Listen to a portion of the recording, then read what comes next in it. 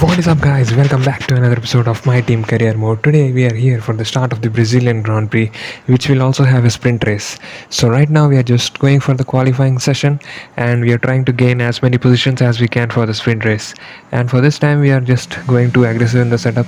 And in our first push lap, we were just too short of the time which was needed to gain some positions, so we go back to the garage and improve our front wing by a couple of notches so that we can at least gain some traction at the corners.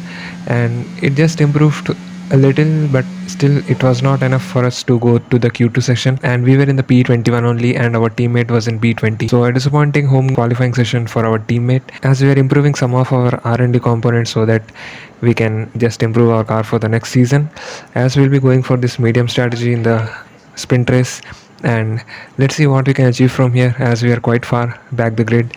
And it is 5 red lights and away we go for the start of the sprint race at this Brazilian weekend.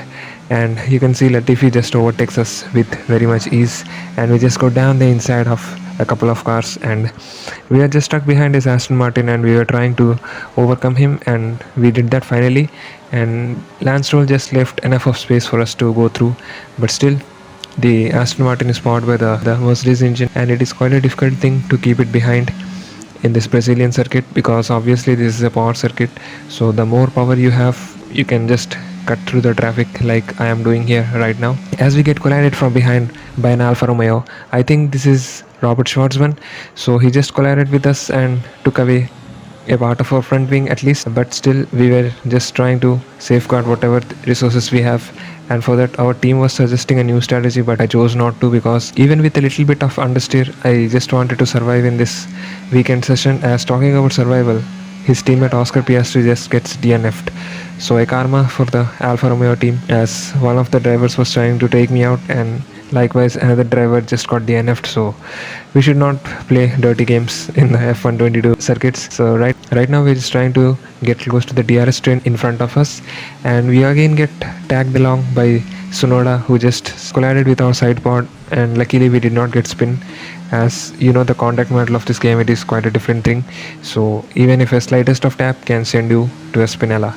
So we were lucky in that case. As here at the lap 5, we can see we are just trying to go through this field, and Magnussen was just placing his car beautifully at the apex of the corner, which was just not enabling us to overtake him.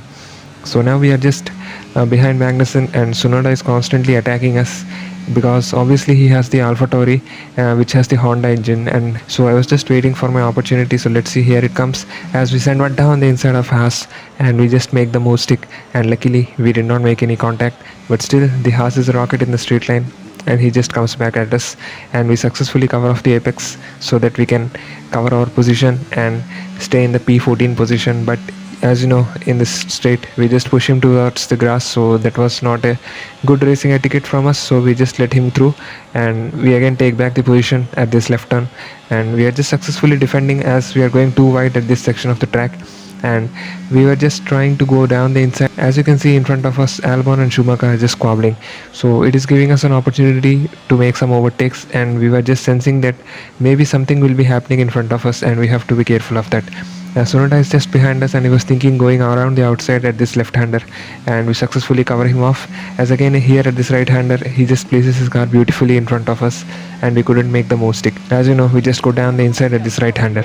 So it is a game of overtakes here, as our engine is definitely improving through the R&D upgrades, and we are definitely not a backmarker, at least in the engine department. So we have to be mindful of our overtakes, as we have got that extra speed. As you can see here, we are just trying to overtake Albon, who is in the Williams in front of us, and we were thinking of going around the outside at this turn 1, but still we did not have the much needed sufficient grip to gain the traction, and we just lost another position to Tsunoda, who just comes around in front of us, and again we just stick our nose right in the inside of this turn, and we claim the P14 position. So it was a different sprint race, I would say, because obviously there was a lot of overtakes, but still if we did not get the damage, at least surely we would have gained at least one more position, and we get the driver of the day, which was a highlight of the race. And I'm hopeful that we will be continuing this good form in the future race as well. But for our teammate, it is a disappointing race, as he goes to P21 position, so he dropped one position. As Charles Leclerc, Lewis Hamilton and Lando Norris under the top 3 position of the grid, and we get a promotion to P9, because many of the drivers have taken engine penalties. So it is 5 red lights, and away we go for the start of the Brazilian Grand Prix. And it was a decent start because the two cars are just behind us and we have to be careful to not make any collisions.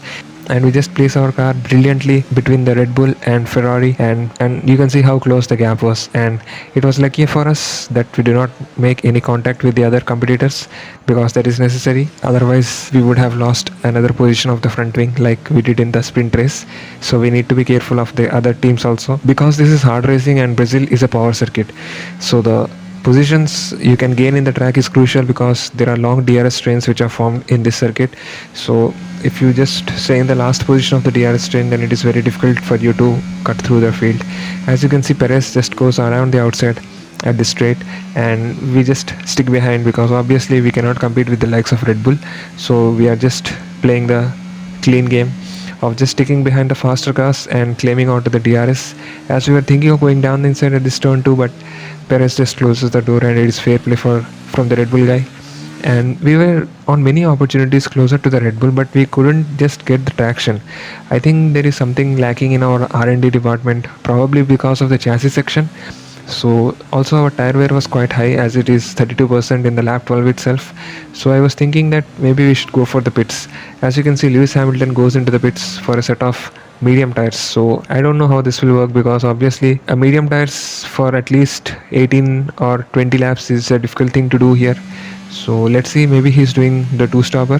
I don't know what is the strategy of the Mercedes, so we will have to see in the race. As you can see here, Schumacher just overtakes us around the outside, and we also have another car, Gasly, who is just trying to poke his nose inside at this turn, but still we managed to claim the position as we go around the switchback at this right-hander and claim the position. And I was thinking that this is enough for me. I should go for a fresh set of hard tires so that I can get some undercut done and claim some much needed track positions. So we head to the pits at the end of lap 14, and I will be going for the hard tires, and let's see if we can claim any positions more further down the order, as there is a yellow flag in front of us and I think someone has DNF'd. So yeah, it is Kevin Magnussen. So it is unfortunate him for the Haas guy that he got DNF'd at the lap 20 itself. So not a brilliant Brazilian Grand Prix for the Haas team, as now we are just stuck behind Ocon, who is 6 tenths in front of us, and this is a continuous battle with him. I couldn't overtake him because there was many instances that I almost collided with him. As you can see here, we were so close to him that we almost lost our front wing, and it was quite a close shave. So we have to be quite careful at the turn 1, because the Alpine is braking too early, and I do not want to get tagged along at the diffuser of the Alpine and lose my front wing, as we are thinking of going down the inside at this turn and we make the mistake. But Alpine of Ocon is just trying to get the cutback, but we successfully managed to hold back the cutback. But in the back straight, you can see the Alpine just overpowers us. So Alpine is obviously a very much improved car in the R&D, and we again going down the inside at this curvy sector 2. And since in this slow braking sections we are quite brilliant with our overtake, so we have to make the most use of it, because in the acceleration section you can see here Ocon just goes through us like anything, and we make a slight bit of contact with this turn 1, and we are just composing ourselves. So because if we get a wrong contact with Ocon, it can lead to a spinella of either of us, so we do not want that, at least in this season finale of my team career season 2. And we are just trying to gain our positions as we are just going down the inside, because every position here matters. It is for the constructors point, so if we claim some points here, we will definitely be ahead of the Williams in the constructors championship, and which is necessary for us to gain some much needed cash from our sponsors. So that is the reason why we are just trying to gain as many positions as we can, and it is a fight for P10. So if we stay ahead of Ocon, we will be getting P10, which is very much necessary for us to gain at least that 1 point. And since our teammate is in the back of the grid, so obviously he cannot gain any points. So taking that into consideration, we are just sending everywhere and in a clean way, not that we are colliding with him or giving him or myself any damage. So here at the end of lap 36, you can see I think we get P10, as it was a decent season 2 of my team career mode, as George Russell gets the drive of the day. So he did a remarkable drive, so it is GG's for the Mercedes, as we finish in P10 starting from P9. And let's see what we can achieve from here, as our teammate also did a brilliant job of coming through the field. And we are in the P13 in the Drivers' Championship, so we have a lot of scope to improve, and in the upcoming seasons we can improve as we defeat Williams and go into P8 position. So it was a nice race, as every point counted, in that Grand Prix. And now we are going to renegotiate with the teammate or go to the driver market.